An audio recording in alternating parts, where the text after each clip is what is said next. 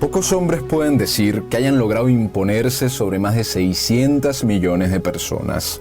Del mismo modo, pocos hombres pueden decir que su gobierno haya dejado decenas de millones de muertos en menos de 20 años.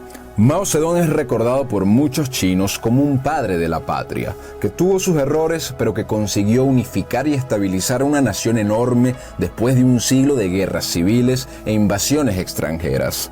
Por otros linderos, también es recordado como el conductor de una etapa en extremo turbulenta que desbarató la vida de millones y que acabó con gran parte de la herencia cultural china, una nación desconocida por muchos. Un prolífico escritor, estratega militar y conductor de los destinos de China por 25 años, hoy vamos a conocer la compleja vida de Mao Zedong, uno de los hombres más decisivos del siglo XX. Les habla Reinaldo Carrillo, esto es La Nueva Enciclopedia y los invito a que dejen sus comentarios, a que activen la campana para que reciban las notificaciones, a que compartan el material y que nos apoyen en nuestro Patreon que pueden conseguir debajo en los comentarios. Mao Zedong llega al mundo en la aldea de Shaoxing en la provincia de Hunan un 26 de diciembre de 1893. Hijo primogénito de un severo y estricto campesino que había pasado de la pobreza a ser uno de los agricultores más adinerados de la provincia, mientras que su madre era una budista devota.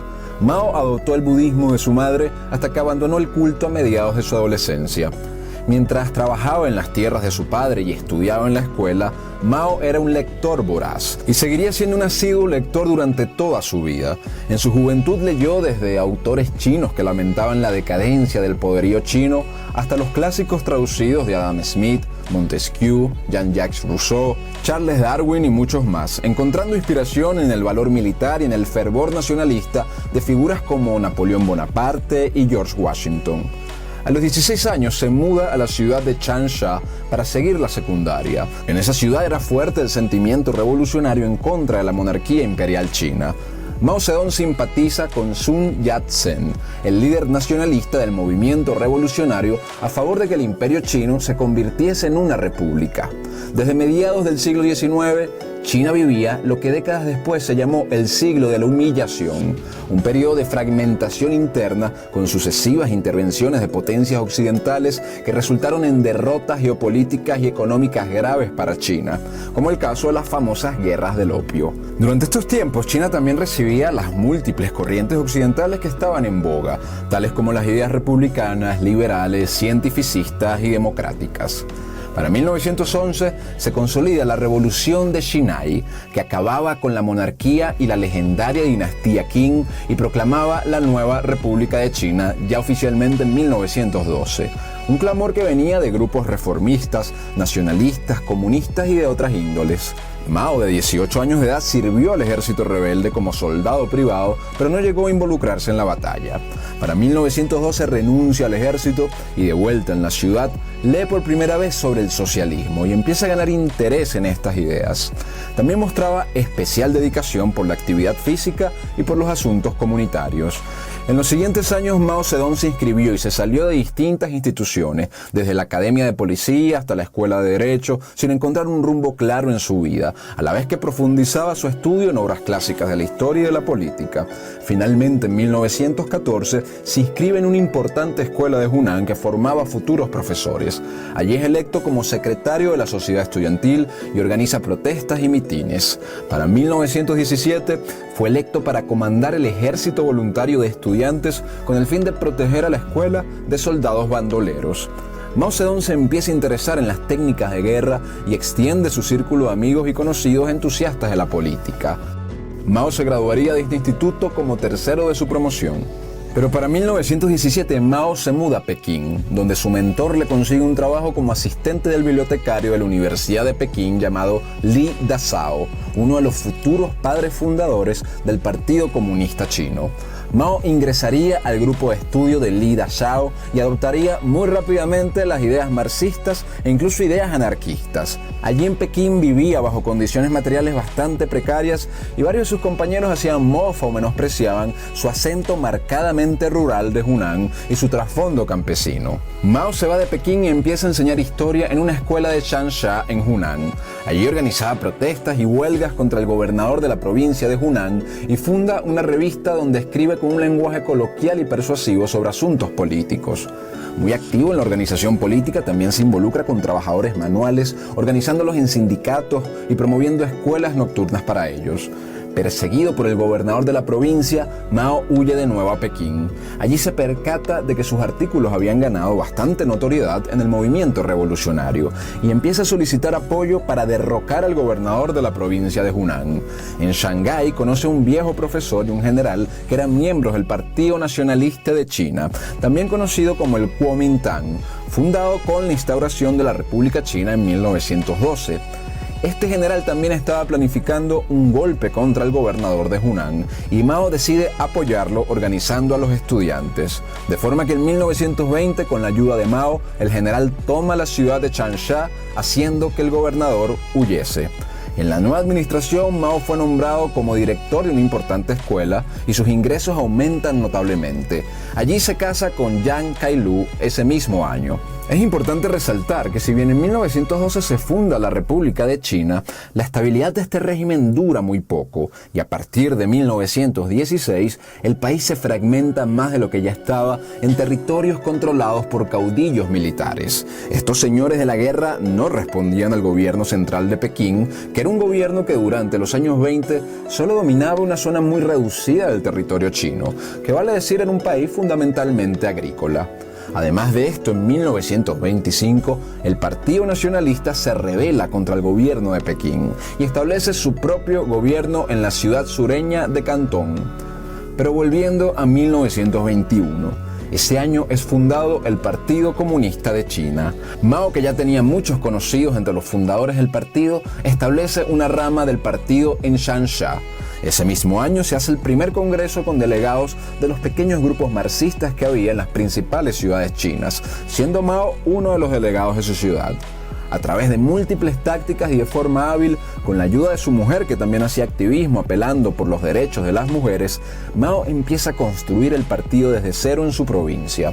Su éxito organizando a los mineros de la región le valen el ingreso al comité central del partido. Adoptando los consejos de Lenin, que enviaba a sus delegados soviéticos a China, el Partido Comunista acepta hacer una alianza temporal con los demócratas burgueses, como los llamaban, del Partido Nacionalista Chino, es decir, del Kuomintang, con el fin de empujar una revolución nacional. De esta forma, miembros del Partido Comunista se unen al Partido Nacionalista.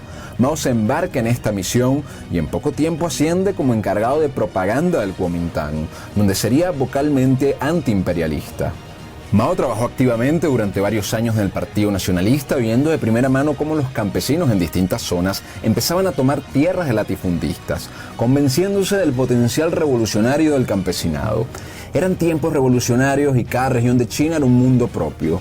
Cuando Sun Yat-sen, el líder del Partido Nacionalista, muere, es sucedido por Chiang Kai-shek, que a diferencia de su predecesor se dedicó a marginar a los sectores izquierdistas del Kuomintang y a los comunistas en general del país. Sin embargo, Mao y muchos otros comunistas igualmente apoyaron al Ejército Nacional Revolucionario comandado por Chiang Kai-shek, con el que lanzó su famosa Expedición del Norte en 1926. Esta expedición fue histórica porque logró vencer a los señores de la guerra en China y al gobierno de Pekín que no reconocían, consiguiendo la reunificación de China en 1928 e instalando un nuevo gobierno nacionalista reconocido nacional e internacionalmente con sede en la ciudad de Nankín. Pero como veremos, el nuevo gobierno del Kuomintang duraría muy poco como un gobierno estable y unificador de la nación. Tras la victoria en la Expedición del Norte, Chiang Kai-shek rompe la alianza del Kuomintang con los comunistas, que ya eran decenas de miles en China. En Shanghái, Kai-shek desató el llamado Terror Blanco, acabando con la vida de más de 5.000 comunistas en esa ciudad. En otras ciudades se hicieron purgas similares y el Partido Comunista perdió a más de 15.000 de sus miembros. Luego, los comunistas que estaban dentro del Kuomintang también fueron expulsados. De forma que el Partido Comunista decide levantarse en armas e inicia así en 1927 la larga Guerra Civil China. Los comunistas fundan el Ejército Rojo de Trabajadores y Campesinos de China para pelear contra Kai-shek. Mao fue nombrado comandante en jefe del Ejército Rojo y comandó 4 regimientos en un ataque contra el gobierno del Kuomintang en su provincia natal de Hunan. Pero el cambio de bando de uno de sus regimientos frustró la operación y con 1000 sobrevivientes se retiró a la zona montañosa de Yingang.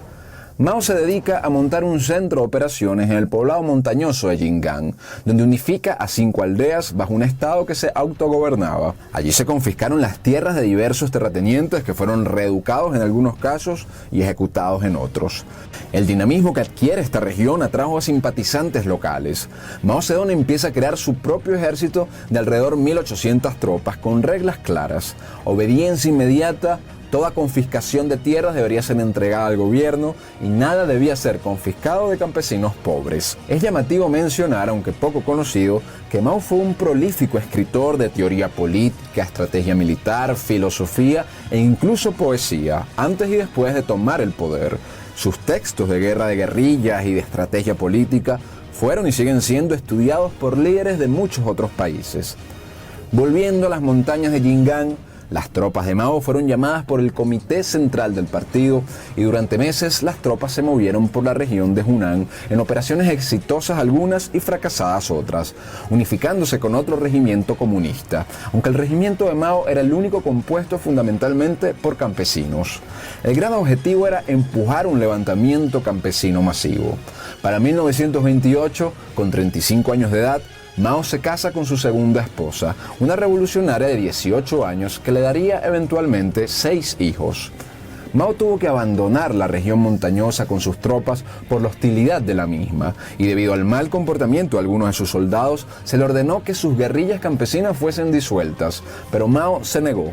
Por su parte, los soviéticos maniobraron para sustituir al liderazgo del Partido Comunista Chino por nuevos cuadros chinos que habían sido educados en la Unión Soviética y que estaban alineados con los soviéticos antes que con los chinos. Mao desde el inicio vio esto con malos ojos y se convirtió en el principal rival de este nuevo Politburó. Para 1930, en la región controlada por sus tropas, Mao crea el gobierno soviético provincial de Jiangxi. En noviembre de ese año, su segunda esposa y su hermana fueron capturadas y decapitadas por un general del Kuomintang. El Comité Central del partido se muda a Jiangxi y allí proclaman la República Soviética de China, un estado comunista autogobernado. En Jiangxi estuvieron por 6 años como República Soviética, con la guerra civil en una tensa calma. El Kuomintang inició feroces campañas contra el Ejército Rojo y el Soviet de Jiangxi. Superados numéricamente, Mao responde con tácticas de guerrilla. Sin embargo, justo en ese momento, en 1937, en el marco de las tensiones previas a la Segunda Guerra Mundial, el Imperio japonés, que ya controlaba una pequeña parte de China llamada Manchuria, decide invadir el este y norte de China y dar inicio a lo que se conoció como la Segunda Guerra Sino-Japonesa. De manera que el ejército nacionalista se vuelca a combatir a los japoneses y quita la atención de los comunistas. Y como resultado de esto, el ejército rojo expande su área de control. Pero en medio de la batalla contra los japoneses, Chiang Kai-shek decide lanzar una campaña sorpresa contra el ejército rojo en el Soviet de Jiangxi. Atrapados en medio de balas, bombas y escasez, el Ejército Rojo decide evacuar la ciudad con 85.000 soldados y 15.000 cuadros del partido en lo que se llamó la Gran Marcha. Liderados por Mao Zedong y Zhou Enlai, escaparon en círculos hacia el oeste y el norte, recorriendo alrededor de 12.500 kilómetros entre 170 días en medio de constantes batallas y caminos muy complicados. La larga marcha fue una suerte de gesta que supuso el hito más importante en la historia del Partido Comunista de China durante su etapa en la clandestinidad. Marcó la consolidación de Mao Zedong como el líder del partido y la derrota de sus rivales políticos. En una conferencia durante la marcha, Mao fue electo como presidente del Politburó y como líder de facto del Ejército Rojo y del partido, contando además con el aval de Joseph Stalin. Solo una décima parte de quienes partieron de la Gran Marcha llegaron a su destino final, asentándose en el norte de China, en Shanxi. Mao decide que debían priorizar la lucha contra los japoneses, pues esto ayudaría a ganarse la confianza del pueblo chino. En Shanxi se dedican pues a reagrupar sus fuerzas, reclutar nuevas tropas y consolidar un nuevo ejército al mando de Mao de 15.000 tropas. Empieza la ofensiva de guerrilla del Ejército Rojo en distintos territorios controlados por japoneses, quienes ya habían tomado la ciudad de Shanghái y la ciudad de Nankín, ciudad que era la sede del gobierno nacionalista chino. Convencidos de la necesidad de una alianza con los nacionalistas, Mao envía un telegrama al Consejo Militar del Gobierno Nacional de Nankín. Chiang Kai-shek rechaza la propuesta en un inicio, pero luego es obligado a aceptarla y se forma en 1937 una alianza con concesiones de ambos bandos para combatir a los japoneses. Mientras tanto, el ejército imperial japonés comete la llamada masacre de Nankín tras tomar la ciudad, acabando con la vida de decenas de miles de civiles chinos. Estos hechos empujaron a que muchos chinos se sumaran al ejército, aumentando el ejército rojo de 50.000 a 500.000 soldados. El ejército rojo lanza una campaña exitosa atacando de forma simultánea a los japoneses en 5 provincias. Mientras tanto, Mao sigue escribiendo textos de política, filosofía y tácticas de guerra para consumo de sus tropas. La guerra entre Japón y China duró 8 años y fue una de las más mortales del continente asiático, con alrededor de 20 millones de bajas. Después de años de duros combates, la invasión japonesa terminó finalmente con la rendición de Japón en el marco de la Segunda Guerra Mundial. Pero esto marcó la reanudación de la guerra civil en China, ahora con mayor involucramiento de Estados Unidos por un lado y la Unión Soviética por el otro. Pero la realidad del gobierno nacionalista es que había quedado muy desgastado por la invasión japonesa, pues fue el que más recursos humanos y materiales aportó para combatirla, mientras que más bien el Ejército Rojo le sirvió la coyuntura para fortalecerse. En diciembre de 1949, las fuerzas rojas del ahora llamado Ejército de Liberación Popular terminan por tomar las ciudades de Chongqing y Chengdu, causando la huida de Chiang Kai-shek y de sus tropas nacionalistas hacia la isla de Taiwán, fundando allí la llamada República de China, un estado separado de la China continental que subsiste hasta el día de hoy y que popularmente se le conoce simplemente como Taiwán. Los comunistas finalmente tomaban el poder en la China continental. Con Mao a la cabeza, esto significaría el fin de las guerras civiles en China, la estabilización y la anhelada unificación después de un siglo de guerras civiles e invasiones extranjeras y el inicio de una nueva etapa turbulenta para el país asiático. De esta forma, en 1949, desde Tiananmen, Mao proclama la nueva República Popular de China. Un nuevo país inmenso se sumaba a los países que se proclamaban comunistas. Más de un tercio de la población mundial vivía ahora bajo gobiernos de esta índole. El ideario comunista de Mao estaba fuertemente influenciado por Lenin y tenía también sus rasgos particulares chinos, empezando por la gran masa campesina que tenía el país y la ausencia de un proletariado con lo que se denominaría conciencia de clase por los marxistas. En el seno del partido había un debate entre los comunistas más ortodoxos y los que creían que era necesario modernizar el país al estilo occidental para luego transitar al socialismo. Mao era partidario de la ortodoxia. Una de sus primeras acciones fue viajar a Moscú. Allí logra acuerdos importantes en materia política, económica, militar y de infraestructura. Stalin muestra su poderío y su voluntad de apoyar a China. Igualmente, Mao envía decenas de miles de tropas a la guerra de Corea y en represalia Estados Unidos establece un embargo comercial contra China. Sin embargo, las relaciones, tanto con la Unión Soviética como con Estados Unidos, darían un giro inesperado en el futuro cercano, como veremos más adelante.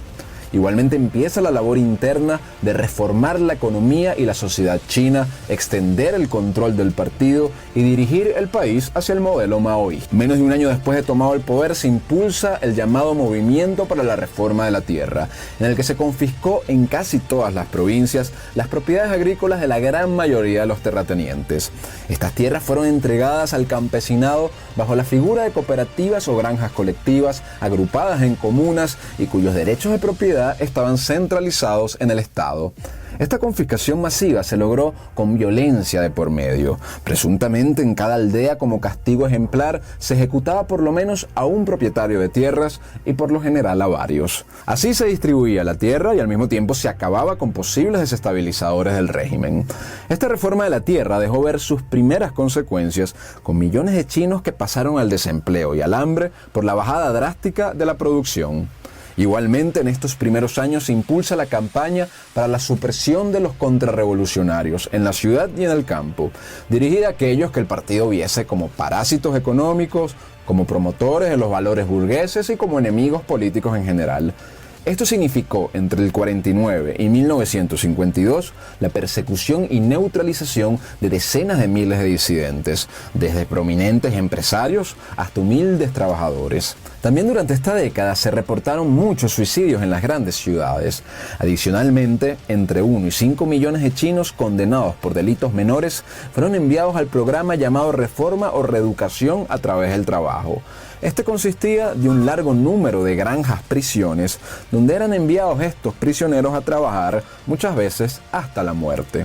Asimismo, se suele acreditar al gobierno de Mao por haber disminuido sustancialmente durante los años 50 la producción y el consumo de opio, que era un serio problema que azotaba a la China desde hace más de un siglo.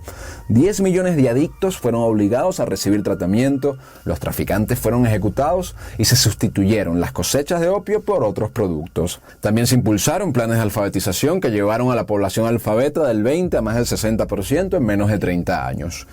En el aspecto personal se dice que Mao fumaba cigarros en cadena excesivamente, decenas de cigarros al día, que era dependiente de potentes pastillas para dormir y que tuvo un gran número de parejas sexuales, además de las varias esposas que tuvo. Tenía una personalidad un tanto rústica propia de su crianza campesina, con momentos en los que era muy introvertido y momentos en los que era muy extrovertido. Tenía un humor complejo y no ocultaba sus aspiraciones de grandeza ni de gloria. Tras su consolidación en el poder, en 1953, Mao Zedong impulsa el primer plan quinquenal, destinado a comenzar un rápido desarrollo industrial en los sectores del hierro, el acero, la energía eléctrica, materiales de construcción y químicos básicos. Muchas de estas plantas se construyeron con asistencia soviética, marcando el inicio de la veloz industrialización china. Cuando se considera que la Revolución Rusa fue financiada en parte por prominentes banqueros de Alemania y Estados Unidos, y cuando se considera el fenómeno poco difundido que consistió en que gran parte de la industrialización soviética se hizo de la mano de importantes compañías estadounidenses y con asesoría de técnicos estadounidenses, se puede concluir que China también, de forma indirecta, pudo empezar su industrialización gracias al conocimiento y la tecnología que los Estados Unidos suministraron a la Unión Soviética, cuando presuntamente ambos países estaban en un conflicto existencial. Previniendo que en China hubiese un levantamiento similar a lo ocurrido en la Hungría comunista de 1956, Mao flexibiliza ciertas políticas y lanza una campaña invitando a que los ciudadanos expresaran sus propuestas y sus críticas hacia el gobierno, así como también cuestiones en materia científica y artística. Sin embargo, esto solo duró un año y Mao empuja luego de esto la llamada campaña antiderechistas, una nueva purga masiva en la que persiguió a cientos de miles de disidentes dentro y fuera del partido, especialmente los que fueron identificados durante este breve periodo de libertad de expresión. Ahora bien, un periodo sin precedentes de proporciones trágicas estaba por llegar a la China. En enero de 1958, el gobierno chino inicia el segundo plan quinquenal, también conocido como el Gran Salto Adelante, que tenía el fin de transformar a China de una nación agraria a una industrializada. Las cooperativas agrícolas fueron incorporadas a comunas populares mucho más grandes y muchos de los campesinos se les ordenó que dejaran el campo para trabajar en proyectos de infraestructura. Se profundizó la colectivización de las granjas y del ganado, se implementaron técnicas agrícolas cuya efectividad no estaba aprobada y se reguló severamente la producción privada de comida. Todo esto, sumado a sequías e inundaciones, condujo a una reducción sustancial de la producción de granos y de otros alimentos. Gran parte de esta producción iba destinada a las ciudades por exigencia estatal y otra parte de esa producción simplemente no existía porque los oficiales de cada región inflaban las cifras. Esto desarrollaba así lo que ha pasado a la historia como la Gran Hambruna China. tal vez la hambruna más severa que haya vivido país en el siglo XX, con un estimado de muertos de entre 10 y 40 millones entre 1959 y 1962. Fue tal el caos que en el año 62 se decidió dar fin a este programa económico, aunque dejaría secuelas hasta muchos años después en la salud de la población. Durante el gran salto adelante, Mao ni ningún jerarca chino hicieron nada para virar la política, a pesar de recibir múltiples informes de la grave escasez y de las muertes muy por encima de lo normal. Oficiales del partido iban a las aldeas en busca de comida que creían que estaba escondida, hostigaban y acababan con la vida de cientos de campesinos en estas pesquisas. Mientras todo esto ocurría, la producción industrial y la inversión en el sector de la construcción aumentaban considerablemente, al igual que aumentaban los ingresos del proletariado industrial. A raíz de todo este desorden, en el año 59, Mao abandona el cargo de presidente de China, aunque mantuvo el de presidente del Partido Comunista y de la Comisión Central Militar. Para 1962 es finalmente obligado a detener esta política y Mao es marginado políticamente por el nuevo presidente Liu Shaoqi, así como por su más cercano allegado llamado Deng Xiaoping, cuya biografía en este canal les recomendamos. Liu Shaoqi criticó la política del gran salto adelante y empezó un breve periodo de liberalización económica parcial en China, que mitigó la grave escasez. Pero Mao no se quedaría de brazos cruzados y junto con el ministro de Defensa planearía su estruendoso regreso a la palestra. Simultáneo a todo esto, Rusia tenía ya varios años viviendo el proceso de desestalinización, de liberalización política y económica y de acercamiento a los Estados Unidos. Por múltiples factores geopolíticos, en 1962, China rompe las relaciones con la Unión Soviética. La Guerra Fría bipolar pasaba a ser una tripolar. Mao Zedong acusaba a Rusia de ser unos revisionistas y él se vende como el verdadero comunista. La Unión Soviética retira a sus expertos técnicos y su asistencia económica a China. De manera que durante los años 60 China estuvo aislada internacionalmente, enfrentando al bloque soviético y al bloque occidental. Tendría especialmente con Rusia momentos de bastante tensión en estos años. Por recomendación de Mao durante el mando de Liu Shaoqi, también se empieza a desarrollar un plan ambicioso llamado el Tercer Frente, que tenía como meta fortalecer a China ante posibles invasiones de Estados Unidos o de la Unión Soviética, especialmente en el interior del país. Este plan se tradujo en obras de infraestructura, telecomunicaciones, producción de hierro y defensa militar. Tras 4 años de gobierno de Liu Shaoqi y de Deng Xiaoping, con Mao en la periferia del poder, el gran líder comunista chino sacó adelante en 1966 el plan que venía trazando, la famosa Revolución Cultural Proletaria. Esto fue un movimiento social y político liderado por Mao y sus más leales seguidores, cuyo objetivo explícito fue el de purgar a la sociedad china de sus elementos tradicionales feudales y de sus elementos capitalistas que supuestamente se habían infiltrado en el partido. Tras denunciar el llamado revisionismo de sectores chinos, los seguidores de Mao, especialmente los más jóvenes, formaron en todo el país grupos paramilitares llamados las Guardias Rojas y comités revolucionarios que tomaron el poder en distintas partes de la nación y sustituyeron a las estructuras de poder tradicionales. Estos grupos prohibieron y destruyeron buena parte del patrimonio cultural chino, incluyendo edificaciones y artefactos ancestrales.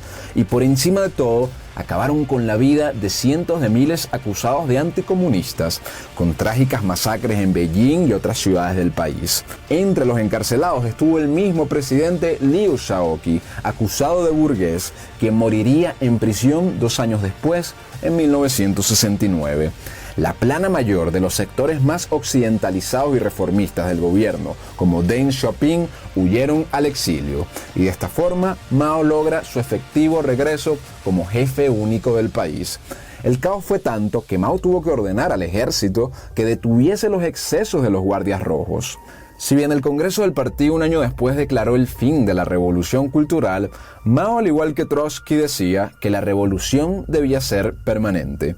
Ahora bien, muy paradójicamente, luego de esta violenta campaña contra los elementos burgueses y capitalistas, a inicios de los 70, el gobierno chino inicia acercamientos a los países occidentales, especialmente a los Estados Unidos, poniendo fin a su política aislacionista. A su vez, también paradójicamente, Mao no abandona del todo la política parcialmente liberalizadora del anterior presidente y de Deng Xiaoping. Estados Unidos le da la espalda a su aliado Taiwán y se sienta con el gobierno chino. En 1971, Henry Kissinger se reunía en secreto en Pekín con Mao y con su primer ministro para negociar el reconocimiento diplomático y las nuevas relaciones. El asiento de China en la ONU, que lo ocupaba la llamada República China, conocida como Taiwán, pasa en 1971 a ser ocupado por la República Popular de China. Para 1972 se daría una reunión histórica entre Richard Nixon y Mao Zedong. Como líder absoluto en los años 70 empiezan también las pugnas internas por la sucesión de Mao. La facción encabezada por Jiang Qing, conocida como la Banda de los Cuatro, parecía ser la favorita. La salud de Mao Zedong se fue deteriorando. Su última foto y aparición pública fue en mayo de 1976 con la visita del primer ministro pakistaní. Luego de 3 ataques cardíacos, Mao Zedong, quizás el segundo líder comunista más prominente del siglo XX, falleció el 5 de septiembre a la edad de 83 años de edad. La Radio Nacional anunciaba su fallecimiento mientras hacía un llamado a la unidad del partido. El cuerpo embalsamado de Mao, junto con la bandera del partido, fue exhibido en el Gran Salón del Pueblo. 1 millón de chinos pasaron por el lugar a despedirlo. El retrato de Mao en el funeral tenía un mensaje que decía: continúen la causa dejada por el presidente Mao y mantengan la causa de la revolución proletaria hasta el final. Pero la realidad de lo que vendría sería un tanto distinta. Tras su muerte, los sectores maoístas, como la Banda de los Cuatro, fueron progresivamente desplazados del partido y el ala de Deng Xiaoping se impuso, dando inicio a un proceso en el país de apertura económica sin igual, de occidentalización y de abandono de muchas de las políticas de corte socialista, lo que transformaría la sociedad china hasta el día de hoy, aunque la estructura política se mantuvo intacta y sigue siendo el partido el poder supremo del país. Así culminaba la vida de uno de los hombres más influyentes del siglo XX.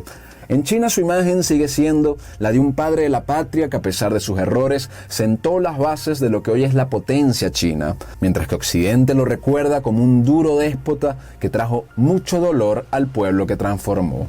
Su vida fue todo menos tranquila, como activista, revolucionario, estratega militar, escritor y presidente de un país que es casi un continente. Su historia es la encarnación de una historia más profunda, la de una nación asiática que hoy sigue siendo objeto exótico incomprendido para muchos de los que no vivimos en ella. Les habló Reinaldo Carrillo, esto es La Nueva Enciclopedia, espero que les haya gustado este video. Agradecemos mucho su apoyo dándole me gusta al video, dejando sus comentarios, compartiéndolo con sus conocidos y que nos sigan en nuestra cuenta de Instagram llamada La Nueva Enciclopedia. Hasta la próxima y que Dios los bendiga.